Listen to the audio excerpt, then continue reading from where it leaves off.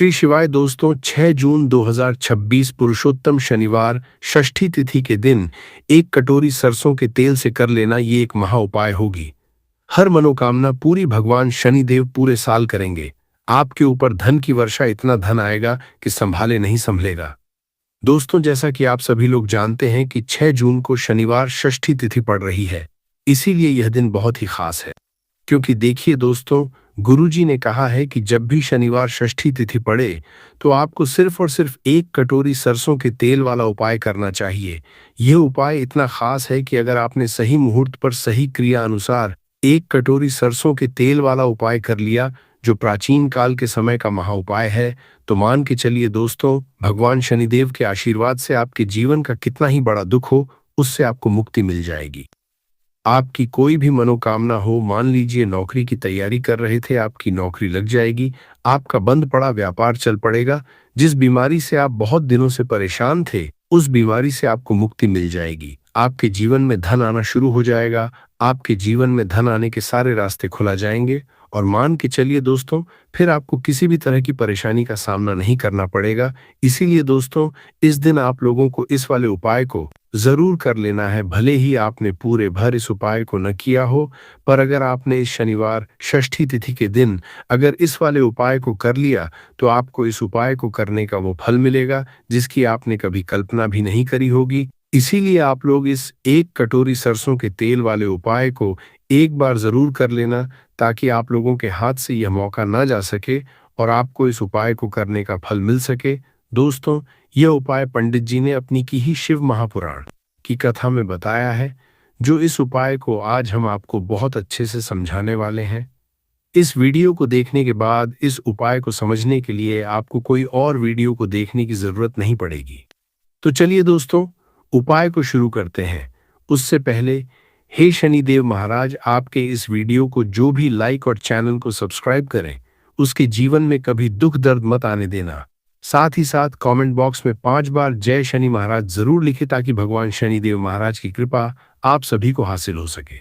इसी के साथ मैं आप सभी को बता दूं कि आप लोग वीडियो को पूरा नहीं देखते हो, काट काट कर देखते हो और गलत उपाय को कर लेते हो, तो आपसे निवेदन है कि वीडियो को पूरा जरूर देखें। देखिए दोस्तों, ये शनिवार षष्ठी तिथि का दिन ये इतना खास होता है, इतना महत्वपूर्ण होता है। देखा गया है कभी कभी बड़े बड़े पूजा पाठ अनुष्ठान से जो मनोकामना नहीं होते, वह शनिवार षष्ठी तिथि के दिन एक छोटे से उपाय करने से ही आपकी मनोकामना पूर्ण हो जाती है। और बहुत सारे लोगों ने इस उपाय को किया भी है और उनको इस उपाय को करने का फल भी जरूर मिला है। अगर आप लोग भी इस उपाय को करना चाहते हैं, तो आप इस उपाय को पहले अच्छे से समझ लेना, सुन लेना, उसके बाद करना। आपको इस उपाय का फल जरूर मिलेगा और इस उपाय को कर लेने से आपके घर में चाहे किसी भी तरह दुख और समस्या क्यों ना चल रही हो, आपको उसका कारण भी नहीं पता है कि दोस्तों ये समस्या किस कारण से चल रही है। उसका कुछ भी कारण हो सकता है, जैसे पितृदोष हो सकता है या किसी भी तरह का मंगल दोष भी हो सकता है। तो इस दिन आप लोगों को यह वाला उपाय कर लेना है। ये एक ऐसा उपाय है जिस उपाय को अगर किसी विशेष दिन पर किया जाए, तो दोस्तों उस विशेष दिन का जो है वो तो हमें मिलता ही मिलता है, पर हमने उस पर इस एक कटोरी सरसों के तेल वाले उपाय को किया है तो हमें उससे भी बड़ा फल मिलता है और फल बहुत जल्दी मिलता है, क्योंकि आप इस उपाय को बहुत ही बड़े और विशेष दिन पर कर रहे हो। आपका घर, आपके घर का मंदिर, यहाँ पर हर एक कोने में सुख और शांति का अनुभव होना चाहिए। क्या आपने कभी सोचा है कि यह शांति कैसे लाई जाए? एक अद्भुत अगरबत्ती और धूप की सुगंध आपके घर में दिव्य ऊर्जा भरने का काम करती है। यह सिर्फ सुगंध नहीं, बल्कि एक पॉजिटिव अनुभव मिलता है। एक अच्छी अगरबत्तियां प्राकृतिक सामग्रियों से बनी हैं, जो आपके मन, आत्मा और वातावरण को शुद्ध करती हैं। जब आप पूजा करते हैं या कोई उपाय करते हैं, तो इनकी सुगंध आपके मन को केंद्रित करने में मदद करती है। अगर आप भी अपने घर में एक अच्छी धूप या अगरबत्ती लाना चाहते हैं, तो वीडियो के साथ टैग की गई है अच्छे डिस्काउंट के लिए अभी क्लिक करें। तो चलिए अब उपाय के बारे में बात करते हैं, परंतु उससे पहले आप लोगों को यह जानना आवश्यक है कि आखिर यह उपाय किस समय करना है, किसको करना है और कैसे करना है। तो चलिए हम आगे आपको वीडियो में एक एक करके बता देते हैं। तो दोस्तों, इस एक कटोरी सरसों तेल वाले उपाय को हमें इस शनिवार सप्तमी तिथि के दिन कैसे करना है, किसको करना है, किस समय करना है और कहाँ पर करना है, ये सारे सवालों के जवाब आपको इस वीडियो में मिल जाएंगे। और जो ये वीडियो देखेगा दोस्तों, उसको एक कटोरी सरसों के तेल वाला उपाय जरूर करना चाहिए, क्योंकि इस दिन शत्रुओं और किसी भी दोष, किसी भी बीमारी से मुक्ति पाने के लिए एक कटोरी सरसों के तेल का बहुत ही बड़ा और विशेष महत्व होता है। और जब बात आ जाए एक कटोरी सरसों के तेल की, तो ये सोने पर सुहागा वाली बात हो जाती है और यह एक बहुत ही बड़ा उपाय हो जाता है। अब दोस्तों, इस एक कटोरी सरसों के तेल वाले उपाय को आखिर करना किसको है, सबसे पहले हम लोग वो बात जान लेते हैं। तो देखो, घर की जो बड़ी माताएं बहनें होती हैं, उन माताओं बहनों में से कोई भी एक बड़ी माता बहन इस वाले उपाय को कर सकती है। और दोस्तों, अगर आप चाहें तो अपने घर में सभी सदस्यों को भी इस उपाय को करवा सकते हैं। अगर किसी व्यक्ति की खुद की कोई मनोकामना है, खुद की कोई दुख और परेशानी है जो कि वह अपने लिए ही करना चाहता है, इस वाले उपाय को तो वह खुद अपने लिए भी कर सकता है। बाकी अगर कोई घर में से ऐसा है जो कि अपने पूरे घर परिवार की सुख और शांति के लिए ये वाला उपाय करना चाहता है, तो दोस्तों वह भी कर सकता है। उसमें भी कोई दिक्कत वाली बात नहीं है। कहने का मतलब यह है कि इस उपाय को हर एक सदस्य भी कर सकता है और पूरे घर परिवार के सदस्य के लिए घर की बड़ी माताओं बहनों में से कोई एक माता बहन भी कर सकती है। माताएं बहनें अगर घर में उपस्थित न हो या वह यह वाला उपाय न कर पा रही हो, तो फिर घर का कोई बड़ा सदस्य भी इस एक कटोरी सरसों के तेल वाले उपाय को कर सकता है, चाहे फिर वह पुरुष ही क्यों ना हो। उसमें कोई भी दिक्कत वाली बात नहीं है। अब दोस्तों, एक कटोरी सरसों के तेल वाले उपाय को हमें करना कहां पर, देखो, इस उपाय को हमें मंदिर में ही करना है। बहुत सारे लोग प्रश्न करते हैं, हर एक उपाय को करते समय क्या हम इस उपाय को घर पर या मंदिर में कर सकते हैं? देखो, तो इस वाले उपाय को आप मंदिर पर करोगे तो अच्छा रहेगा, घर में नहीं करना है इस वाले उपाय को।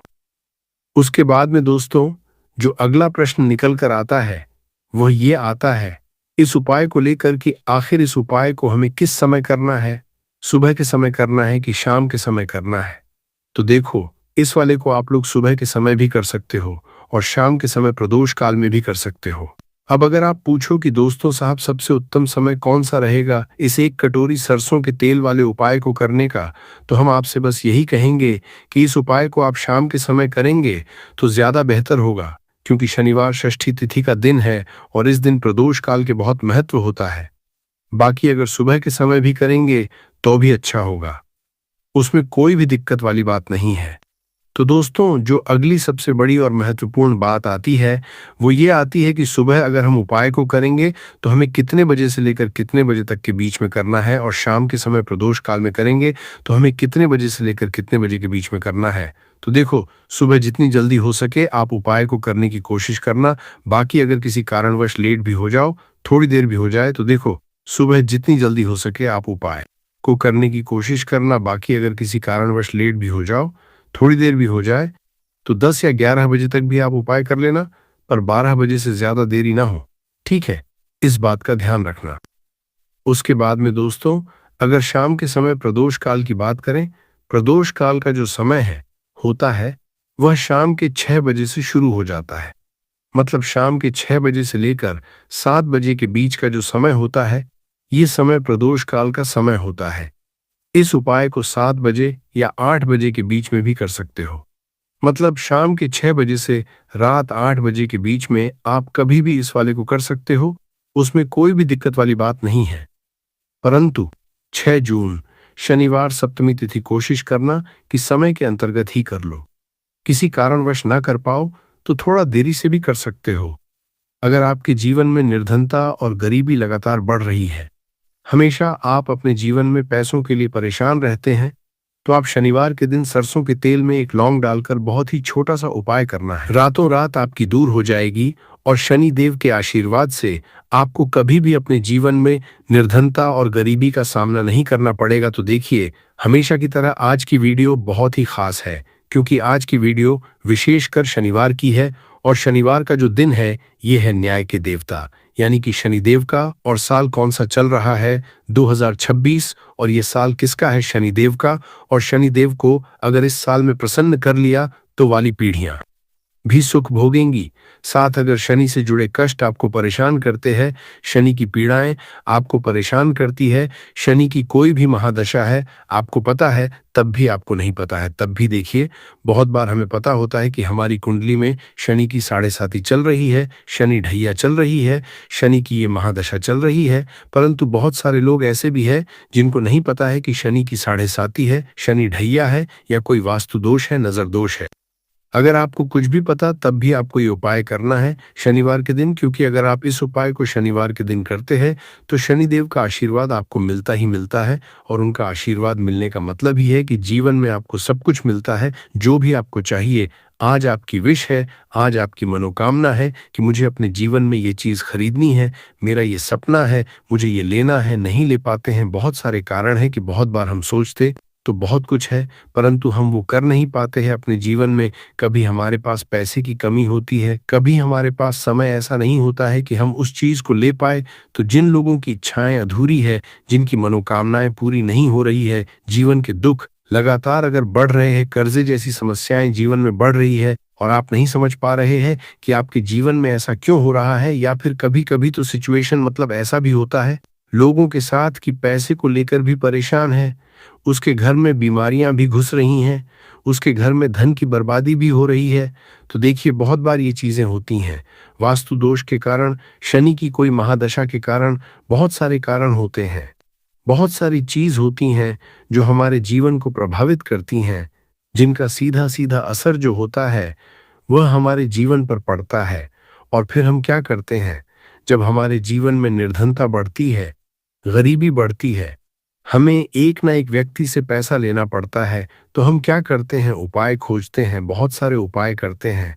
परंतु देखिए जब भी आप कोई उपाय करते हैं, उसे अगर आपने सही तरीके से नहीं किया, सही ढंग से नहीं किया, सही समय पर नहीं किया, तो आप एक उपाय कितनी बार भी कर लेना, उसका फल आपको कभी नहीं मिलेगा। तो हमेशा आप जो भी उपाय करें, जिस तरह से उपाय आपको बताया जाए उस तरह से करें और पूरा सुनकर करें। क्योंकि कभी कभी क्या होता है कि अगर आपको अधूरी जानकारी मिली है और आप उसके अनुसार कोई भी उपाय कर रहे हैं, कोई भी पूजा पाठ कर रहे हैं, तो आपको उसका फल एकदम से नहीं मिलता है। तो हमेशा कोशिश करें कि उपाय पूरा सुने, उसके बाद ही आप उपाय करें। तो देखिए बात करेंगे सरसों के तेल की, जो कि शनिदेव से जुड़ा हुआ है। शनिवार का दिन शनिदेव को समर्पित है। सरसों का तेल जब भी आप शनिवार के दिन लेते हैं और उससे कोई भी उपाय करते हैं, तो शनि की कृपा को मिलती ही मिलती है, और उनकी कृपा से आपके जीवन की निर्धनता तो दूर होती ही है।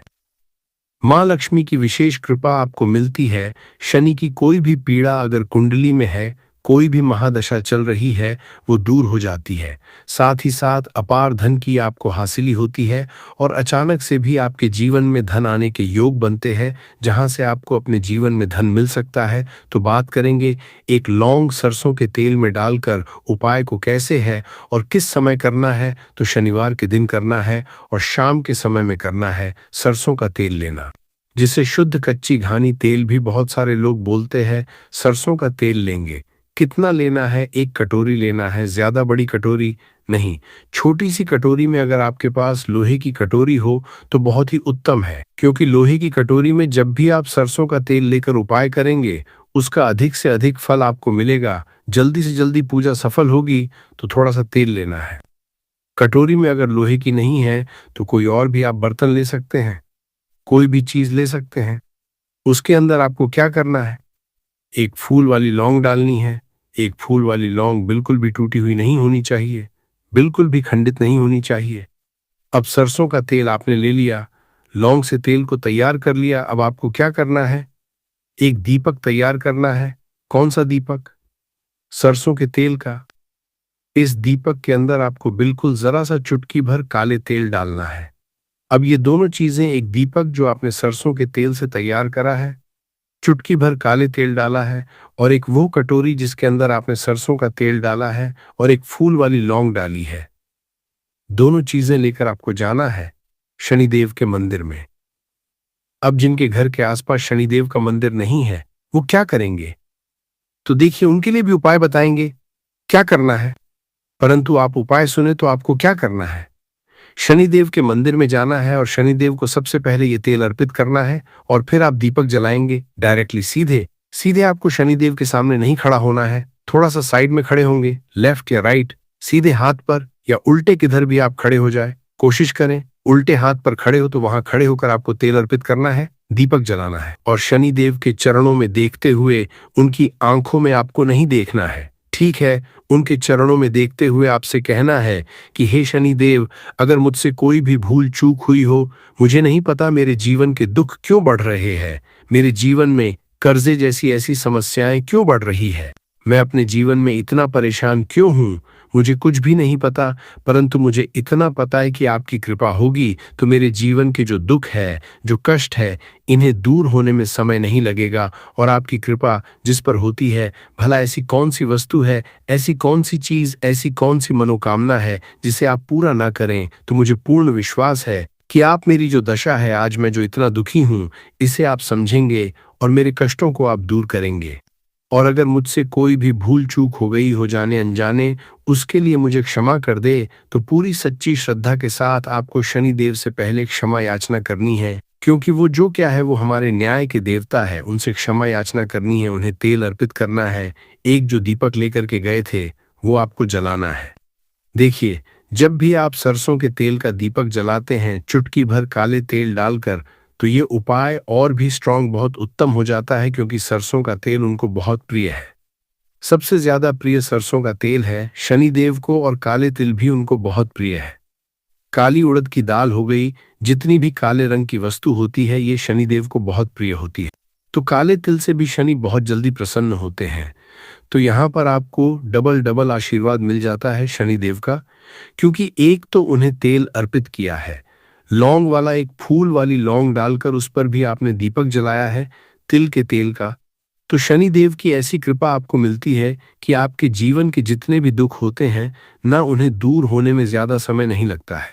शनिदेव की महिमा ऐसी है कि जो व्यक्ति शनिदेव की कृपा पा लेता है वह खुद देखता है कि रातों रात उसकी निर्धनता, गरीबी दूर हो जाती है और वह व्यक्ति जीवन में धन को हासिल करता है। तो बहुत ही उत्तम उपाय है शनिवार का ये एक उपाय, आपको जरूर करना चाहिए, शाम के समय करना है ये उपाय, कम से कम ये उपाय आपको 3 शनिवार करना है। दोस्तों, इतना भर करने से आपके जीवन की सारी दुख परेशानियां दूर हो जाएंगी। तो चलिए अब हम अपने अगले और सबसे महत्वपूर्ण उपाय के बारे में जान लेते हैं। तो अगला उपाय है जो आपको शनिवार के दिन करना है, वो है 5 काली मिर्च का उपाय। सबसे पहले उपाय के बारे में, इस उपाय के लिए सबसे पहले जरूरत पड़ेगी 5 काली मिर्च के दाने। 5 काली मिर्च के दाने शनिवार की रात सोने से पहले चुपचाप फेंक देना। यहाँ पर 5 काली मिर्च के दाने जीवन की हर कष्ट से मिल जाएगी, आपको मुक्ति भगवान शनिदेव जी के आशीर्वाद से पूरे जीवन काल होती रहेगी, धन की वर्षा और दोस्तों बड़े से बड़े दुश्मन से भी मिल जाएगा आपको छुटकारा। दोस्तों,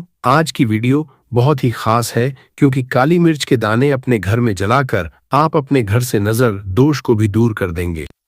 साथ ही साथ अगर आपका कोई भी गुप्त शत्रु है या फिर आपके घर में धन की कमी बहुत ज्यादा है, घर में पैसा रुकता नहीं है, नजर दोस्त लोगों को बहुत लगती है, घर में हमेशा ही जितने सदस्य हैं, कभी किसी की तबीयत खराब है, कभी कोई बीमार पड़ा रहता है और आपके घर में पैसों की बर्बादी अगर बहुत ज्यादा हो रही है, तो शनिवार के दिन काली मिर्च के साथ दाने घर में जला देने से आप अपने जीवन के सारे दुखों से हमेशा के लिए छुटकारा पाले ही साथ आपका बड़े से बड़ा दुश्मन भी घुटने टेक देगा, अगर यह उपाय आपने शनिवार के दिन कर लिया।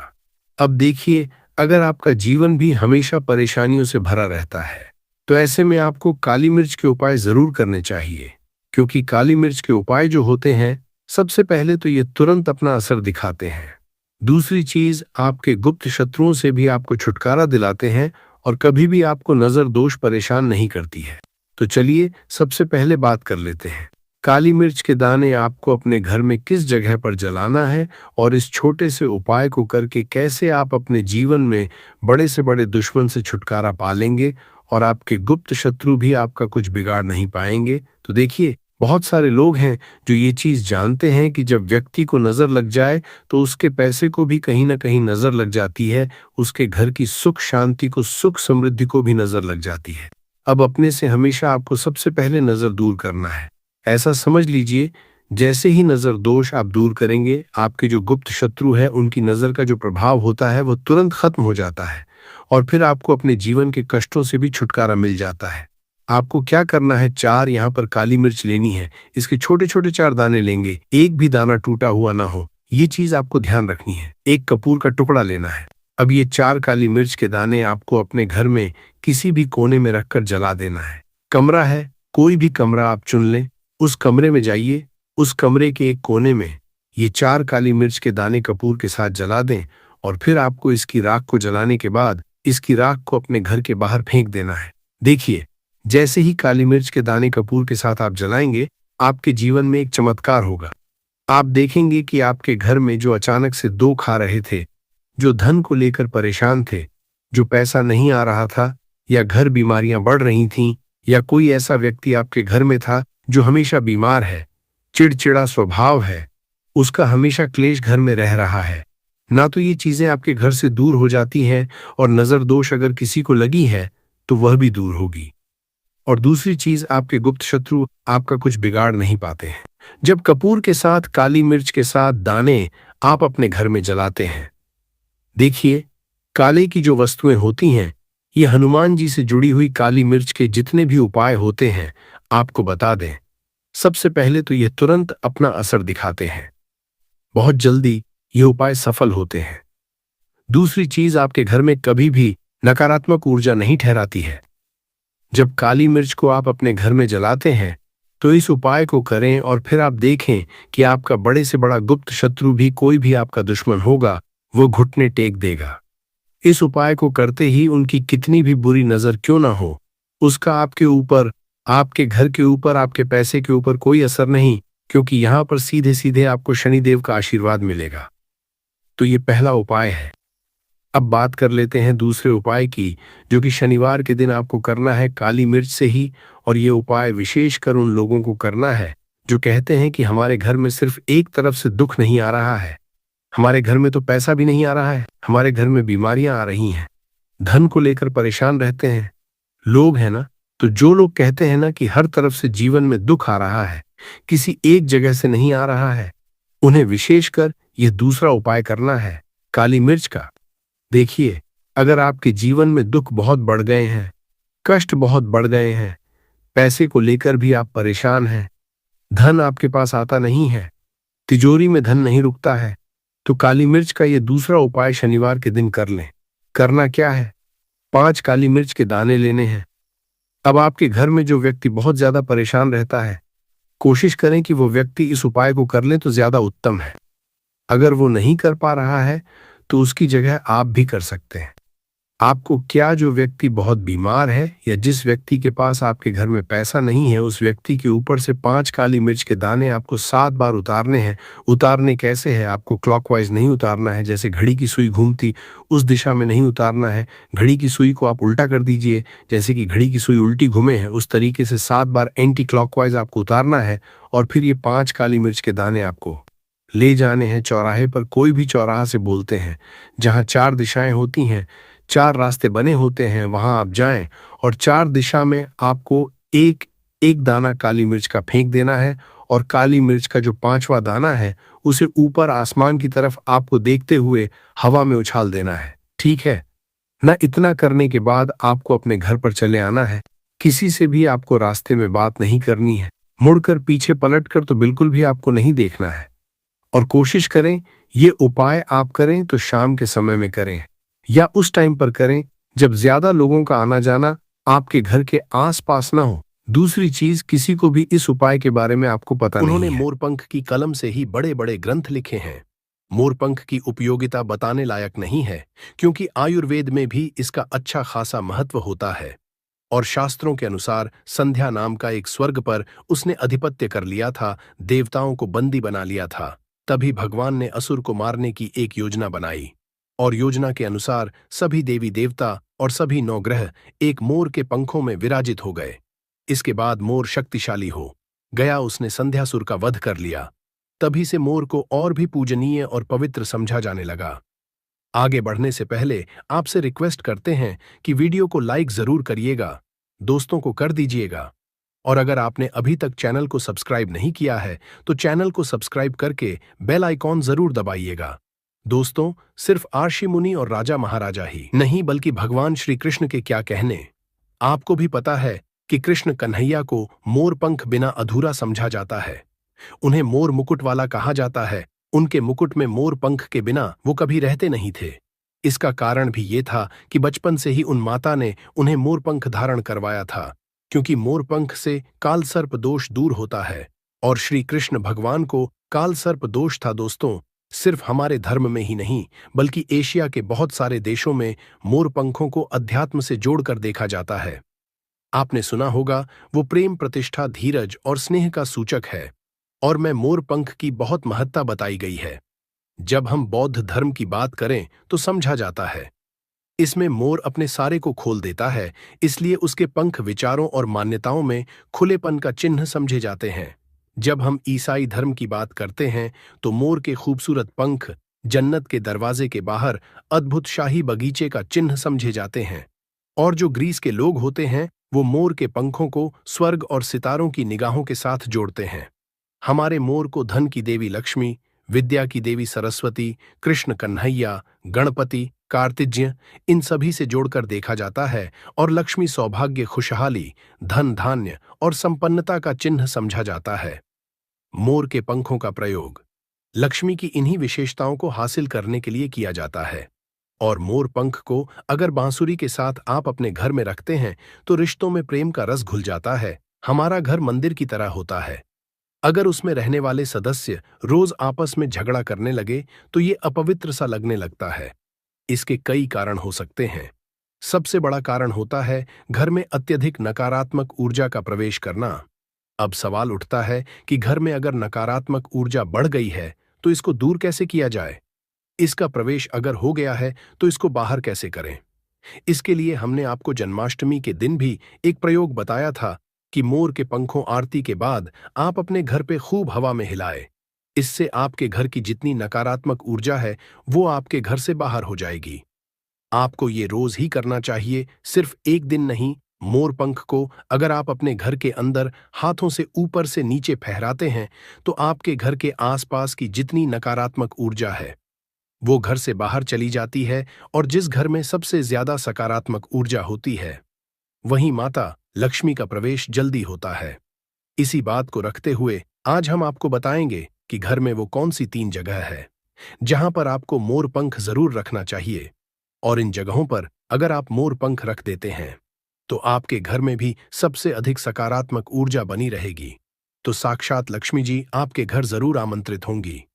आप किसी भी शुभ दिन मोर का ये पंख लेकर के घर के किसी ऐसे स्थान पर सबसे पहले लगा दें जहां पर आने जाने वाले लोगों की नजर सबसे आधा पड़ती है। असल में मोर का पंख नकारात्मक ऊर्जा को अवशोषित करता है, यानी कि एब्जॉर्ब करता है। इसलिए आपको इसको ऐसे स्थान पर लगाना चाहिए जहां ये सभी को नजर आए।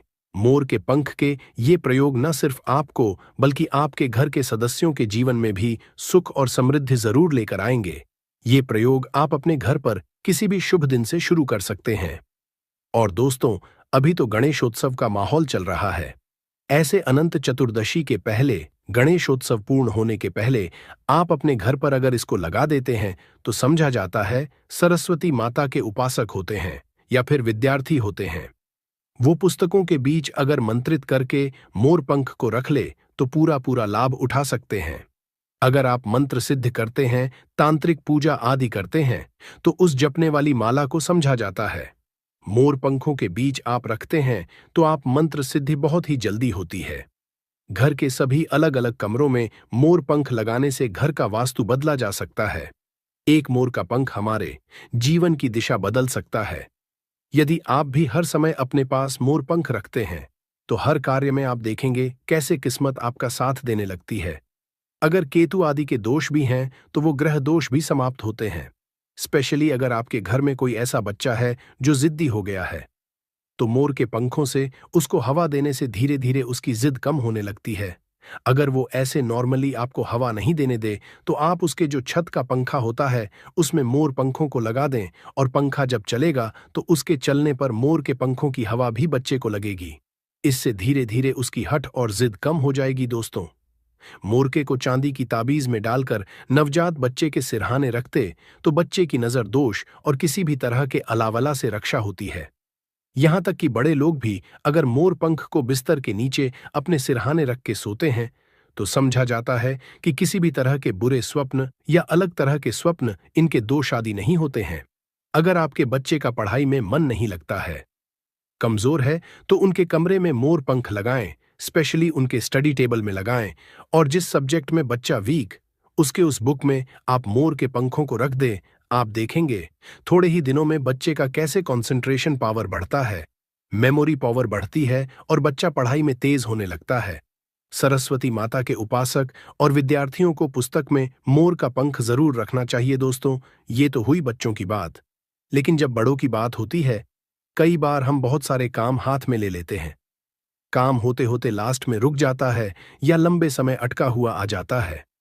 काम बढ़ता ही है, तो ऐसे में यदि आप अपने घर के बेडरूम के पूर्वी दक्षिण यानी south east corner of the house है, उसमें मोर का पंख लगाते हैं तो आपके अटके हुए कार्य पूरा होने के योग बनने लगते हैं। घर में अगर पैसों की बरकत नहीं होती है, धन आता है रुकता नहीं है, तो इसी कोण में यानी दक्षिण पूर्व कोण में आप इसको लगा देते हैं तो घर में बरकत बढ़ती है। और अचानक कष्ट जो आते हैं या एक्सीडेंट जैसे अचानक अचानक जो प्रॉब्लम्स आती है, उन सब से आपको मिलती है। आप चाहें तो आपका जो घर है या फिर दुकान की जो दक्षिण पूर्व दिशा है, वहां पर मोर का पंख स्थापित करते हैं। और व्यापारिक स्थल में अगर आप इसको स्पेशली स्थापित करते हैं तो आपके घर में कभी भी पैसों की कमी नहीं होती। आप चाहें तो अपनी जेब में या डायरी में मोर का पंख रखें, इससे भी आपको राहु दोष प्रभावित नहीं करता। और मन चाहे पैसा कसमझे के बाद भी अगर पैसा नहीं टिकता है तो आपके घर के साउथ ईस्ट कॉर्नर में मोर पंख जरूर लगाना चाहिए। एक और फायदा है मोर का पंख घर में लगाने से, वो ये होता है कि घर में अगर आपके आसपास सांपों का डेरा है तो समझा जाता है घर में सांप प्रवेश नहीं करता, या किसी घर में किसी मेंबर को कालसर्प दोष है, राहु केतु दोष है, तो भी मोर पंख लगाने से उस घर में ग्रहों का असर नष्ट हो जाता है। क्यों समझा जाता है? क्योंकि मोर और सर्प में शत्रुता होती है, अर्थात सर्प शनि तथा राहु के सहयोग से बनता है। और यदि मोर का पंख घर के पूर्वी और पश्चिम दीवार में या आपके जेब और डायरी में रखा जाए तो राहु का दोष कभी उसको परेशान नहीं करता है। घर में सर्प हो, मच्छर हो, बिच्छू हो, इस तरह के विषैले जंतुओं का भय नहीं रहता। अब 3 कोने कौन कौन से हैं जिसमें आपको मोर का पंख रखना चाहिए ताकि आपकी आमदनी गुना बढ़ सके? पहला मोर पंखा आपको घर की अलमारी में या तिजोरी में रखना है। आप घर में जिस स्थान पर सबसे ज्यादा पैसा रखते हैं वहीं पर मोर पंख आपको रखना चाहिए। इससे आपकी तिजोरी में धन बढ़ने लगेगा। साथ ही साथ इससे पहले से रखा हुआ धन धीरे धीरे खर्च होगा। आप खुद देखेंगे आपकी सेविंग बढ़ने लगेगी, बरकत बढ़ने लगेगी और धन की इनकम दिनों दिन बढ़ती चली जाएगी। दूसरा मोर पंख आप अपने घर के रखें या घर के ईशान कोण यानी north east corner of the house में रखें, या फिर जहां पर आप घर में भगवान को रखते हैं वहीं इस मोर पंख को रख दे। चाहे तो आपका बंडल बनाकर रख सकते हैं, या फिर आप चाहें तो श्री कृष्ण भगवान के मुकुट पे इसको धारण करा सकते हैं। और रोज आप जब भगवान की पूजा करते हैं उस समय इस मोरपंख की भी आपको पूजा करनी चाहिए। इससे आप देखेंगे पैसों के मामले में किस्मत जाएगी और धन आगमन के नए द्वार आपके लिए खुलते चले जाएंगे। तीसरा, मोरपंख आपको कहाँ रखना है? आपको अपने बेडरूम में बिस्तर के नीचे रखना है। ऐसा करने से आप जब बेड पर सोएंगे आपके अंदर काफी सारी पॉजिटिव एनर्जी आती है और आपको अच्छे से सोचने में और काम पर फोकस करने में मदद मिलती है। आपके जीवन में सफलता तो आती ही है, साथ ही साथ पैसों की आवक भी बढ़ जाती है। आप इसे ऐसे लगाएंगे, अपने बेड का जो गद्दा होता है, चादर लगाते हैं, उसके नीचे आपको मोर पंख बिछा देना चाहिए। उसके ऊपर चादर लगाएं और फिर उस पर आपको सोना चाहिए। आप यदि अपने घर के मुख्य द्वार पर 3 मोर पंख लगा लेते हैं, और दोस्तों ये जो गणपति विसर्जन होने वाला है अनंत चतुर्दशी को, उसके पहले आप ये छोटा सा काम है। वैसे क्या करना है, 3 मोर पंख और एक छोटी सी भगवान गणेश की प्रतिमा मुख्य द्वार पर स्थापित कर लें। आप चाहें तो चित्र भी स्थापित कर सकते हैं। अगर आपके पास गणपति देव की प्रतिमा नहीं है या आप अफोर्ड नहीं कर सकें तो ऐसे लगा दें। आप देखेंगे जिस घर में आप रहते हैं उस घर का वास्तु दोष दूर हो जाता है, साथ ही साथ किसी की बुरी नजर भी आपके घर पर नहीं पड़ती है। दोस्तों, कुछ लोग अक्सर कहते हैं कि ऐसे गणपति देव की प्रतिमा लगानी चाहिए कि मुख्य द्वार के आगे और पीछे सेम साइंस की देव की प्रतिमा होनी। आपको हम बता दें, ऐसा कुछ भी सच नहीं है। ये सिर्फ एक भ्रांति है जो कुछ साल पहले फैला दी गई थी कि जहां भी मूर्ति लगाए गणपति देव की, वहां पर आपको आगे और पीछे गणपति देव की सेम साइंस की मूर्ति लगानी पड़ती है, क्योंकि गणपति देव की पीठ में दरिद्रता का वास होता है। ऐसा कुछ भी नहीं है। गणपति देव उतने ही पवित्र हैं, आगे से जितने पीछे से हैं। इसलिए कभी भी मन किसी तरह का वहन विचार न करे। हमेशा गणपति देव की एक प्रतिमा आप अपने मुख्य द्वार पर लगाए। आप किसी भी राजा महाराजा के महलों में जाकर देखिए या किसी भी प्राचीन इमारतों में जाए, सब जगह एक ही साइड में गणपति देव की प्रतिमा लगाई जाती थी। कोई भी अंदर की ओर प्रतिमा नहीं लगाते हैं। इसलिए अपने घर के मुख्य द्वार पर एक गणपति देव की छोटी सी प्रतिमा लगाए, उसके साथ 3 मोर पंखों को लगाए और फिर देखे घर में कैसा माहौल होता है। तो दोस्तों, ये प्रयोग जरूर कर लीजिए। आज के लिए बस इतना ही दोस्तों। अगर आपको ये वीडियो पसंद आया है तो वीडियो को लाइक करिएगा, दोस्तों को शेयर जरूर करिएगा। क्या करना है, जो कागज आपने लिया है, ठीक है ना, उस कागज के ऊपर आपको अपने शत्रु का नाम लिखना है। अगर का नाम पता है तो मान लीजिए, शत्रु का नाम पता ही नहीं है, या शत्रु बहुत हैं, या गुप्त शत्रु हैं जिनके बारे में आप जानते ही नहीं। क्योंकि देखिए, गुप्त शत्रु का कोई पता नहीं लगा सकता। बहुत सारे कम ऐसे लोग हैं जिन्हें पता होता है कि हाँ, गुप्त शत्रु हैं हमारे, या पता लग जाता है। किसी तरीके से आधे से ज्यादा केस में गुप्त शत्रु के बारे में पता ही नहीं चलता है।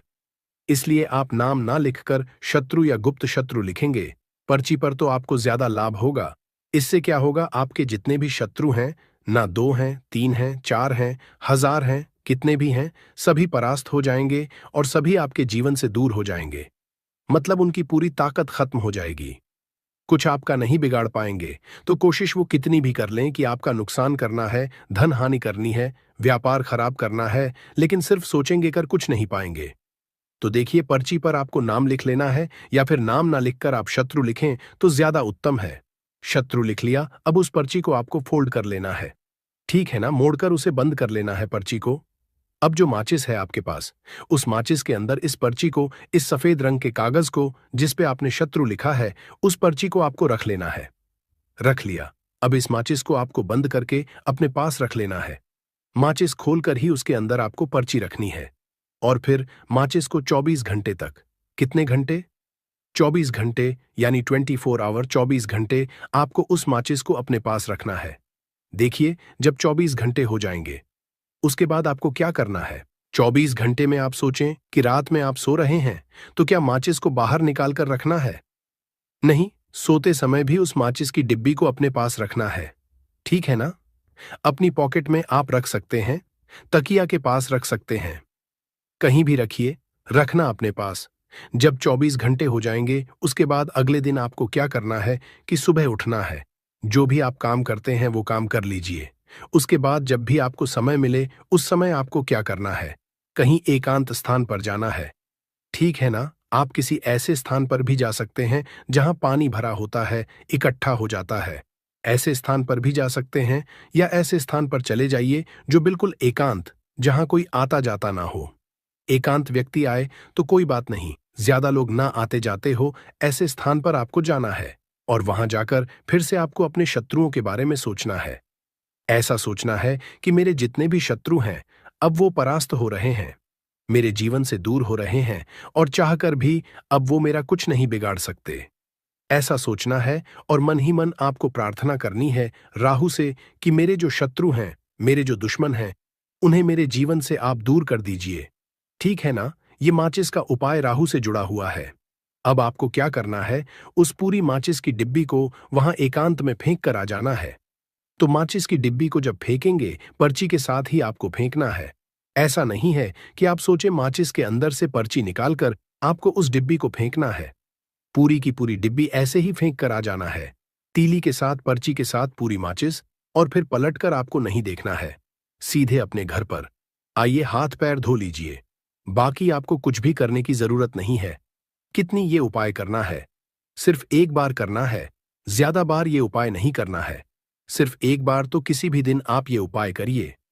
शत्रु 1 हो, 2 हो, लाख हो, 1000 हो, करोड़ ही क्यों ना हो, आपके जीवन से दूर हो जाएंगे और कभी आपको परेशान नहीं कर पाएंगे। तो बहुत उत्तम, बहुत अचूक उपाय है। करिए और रातों रात इसका चमत्कार देखिए।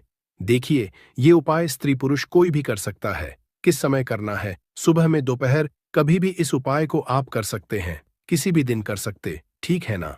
बाकी कुछ भी आपको पूछना हो, आप कमेंट सेक्शन में पूछ सकते हैं। बाकी बालाजी महाराज का जयकारा जरूर लगाइए। उनका आशीर्वाद आपको मिलता रहेगा।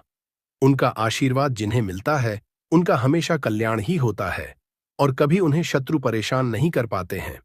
अगर आप यहां तक वीडियो देख चुके हैं तो आपको बता दूं, आगे बताए जाने वाले उपाय इतने लाभकारी है, जिस किसी ने भी किए उसको 100% लाभ हासिल हुआ है। तो चलिए, साधारण जीवन में इस्तेमाल होने वाली वस्तुओं के कुछ धन प्राप्ति उपाय भी बताते हैं। इसी तरह घर में और भी कुछ चीजें हैं जो आपके वास्तु दोष का कारण बनती है और आपकी परेशानी की वजह बनती है। तो आइए पहले जान लें, क्या आपको अपने घर में वास्तु दोष के बारे में कैसे पता लगता है और किस तरह से आप बड़ी ही आसानी से इसे कर सकते हैं। दोस्तों, वास्तुशास्त्र के अनुसार किसी भी घर में वास्तु दोष होने से सुख, शांति और पारिवारिक उन्नति में बाधा पैदा होती है। वास्तु दोष के कारण पनपने वाली नकारात्मक ऊर्जा से व्यक्ति के भाग्य पर बुरा असर पड़ता है। साथ ही घर के लोगों को कई तरह की परेशानियों का सामना करना पड़ता है। दोस्तों, शास्त्रों के अनुसार अगर हम ये छोटे मोटे उपाय कर लें तो अपने घर नेगेटिव एनर्जी से छुटकारा पा सकते हैं। तो आइए जानते हैं, लेकिन उससे पहले दोस्त, आपसे रिक्वेस्ट है कि वीडियो को लाइक करें, अपने दोस्तों के साथ शेयर करें और अगर आपने अभी तक चैनल को सब्सक्राइब नहीं किया तो सब्सक्राइब करके बेल आइकॉन जरूर प्रेस कर लें। दोस्तों, नंबर 1, जीवन में तरक्की पाने के लिए रोज पहली रोटी गाय को दें, पीपल को जल चढ़ाएं और चींटियों को मिला आटा दे। तांबे के लोटे में जल लाल चंदन मिलाकर रात को अपने सर के पास रखकर सो जाए। सुबह उस जल को तुलसी को चढ़ा दें। ऐसा करने से आपकी परेशानियां धीरे धीरे दूर हो जाएंगी। नंबर 2, वास्तु के मुताबिक अगर आपके घर में तिजोरी है और आप उसके सामने शीशा लगा दें तो इससे धन में बरकत होती है। व्यापारी लोग अपने कैश बॉक्स के सामने शीशा लगाएं, इससे आपके ग्राहक बढ़ेंगे। दोस्तों, 3, झाड़ू पोछा कभी भी खुले में नहीं रखना चाहिए, इन्हें हमेशा छिपाकर रखना चाहिए और झाड़ू कभी भी रसोई में नहीं रखनी चाहिए। नंबर 4, शौचालय का दरवाजा हमेशा बंद होना चाहिए। माना जाता है कि घर की नकारात्मक ऊर्जा शौचालय में ही बात करती है। ऐसे में अगर शौचालय का दरवाजा खुला रहता है तो नकारात्मक ऊर्जा आपके घर में प्रवेश करती है। घर में सुख शांति के लिए कपूर को घी में डूबाकर सुबह शाम जलाना चाहिए। इससे घर में वास्तु दोष भी कम होता है और रह रहे सदस्यों के जीवन की परेशानियां दूर होती हैं। दोस्तों, नंबर 6, दुर्घटना से बचने के लिए शाम को हनुमान चालीसा के बाद कपूर जरूर जलाना चाहिए। नंबर 7, घर में जिस जगह वास्तु दोष हो वहां कपूर की 2 टीकियां रखें। खत्म हो जाने के बाद वहां दोबारा इसे रखें। नंबर 8, अस्त के बाद कभी भी किसी को दूध, दही या प्याज नहीं देना चाहिए, ये भाग्य में बाधक भी बन सकता है। नंबर 9, घर के मुख्य द्वार पर कूड़ादान कभी भी न रखें। नंबर 10, घर में टूटा हुआ शीशा कभी भी नहीं होना चाहिए। नंबर 11, अच्छे भाग्य के लिए सुबह नहाते समय पानी में थोड़ा सा कपूर का तेल मिलाएं। शनिवार को चमेली का तेल भी मिला सकते हैं। नंबर 12, लक्ष्मी की कृपा पाने के लिए रोज रात को रसोई अच्छी तरह से साफ करके चांदी की कटोरी में कपूर और लौंग जलाएं। यह प्रक्रिया रोज की जाए तो घर में बरकत बनी रहती है और मां लक्ष्मी जल्द ही ऐसे घर से आकर्षित होती है। ऐसे घरों से नकारात्मकता हमेशा दूर रहती है। दोस्तों, नंबर 13, घर के सोने वाले कमरे में पौधे नहीं लगानी चाहिए, इससे आपके ऊपर नकारात्मक असर हावी हो सकता है। नंबर 14, घर में पौधे लगाते समय पानी में सेंधा नमक डालें। सादे नमक का भी आप उपयोग कर सकते हैं, लेकिन दोस्तों ज्यादा फलदायी होता है। आपको शुभ फल जल्द ही हासिल होंगे। दोस्तों, घड़ी की सही दिशा आपके जीवन को भी सही रास्ता दिखाने में मदद कर सकती है। इसके अलावा कैलेंडर को किस जगह लगाना चाहिए और किस जगह पर नहीं, ये भी हम जानेंगे। सबसे पहली बात जिसकी हम बात करेंगे वो है दोस्तों घड़ी का आकार यानी घड़ी की शेख। दोस्तों, शास्त्र के अनुसार गोलाकार की घड़ी या अंडाकार घड़ी सबसे उत्तम मानी जाती है। पर आजकल देखा जा रहा है कि बाजार में कई तरह की घड़ियां मौजूद हैं, जिसमें घर के सदस्य या भगवान की तस्वीरें और फोटो भी लगी होती है। लेकिन दोस्तों, आपको बता दें कि घड़ी के साथ तस्वीरें लगाना बिल्कुल भी सही नहीं है। इससे आपके घर के सदस्यों के जीवन पर समय का असर देखने को मिल सकता है। और की तस्वीर घड़ी में बिल्कुल भी नहीं लगानी चाहिए, क्योंकि भगवान की तस्वीर को रोज धूप, दीप, अगरबत्ती और पूजन की आवश्यकता होती है, और घड़ी तो कई महीनों तक धूल में पड़ी रहती है। इससे भगवान का अपमान होता है और यह शुभ नहीं माना जाता। हो सके तो घड़ी का आकार गोल और अंडाकार ही पसंद है। घड़ी का गोल या अंडाकार बोना हमारी पृथ्वी के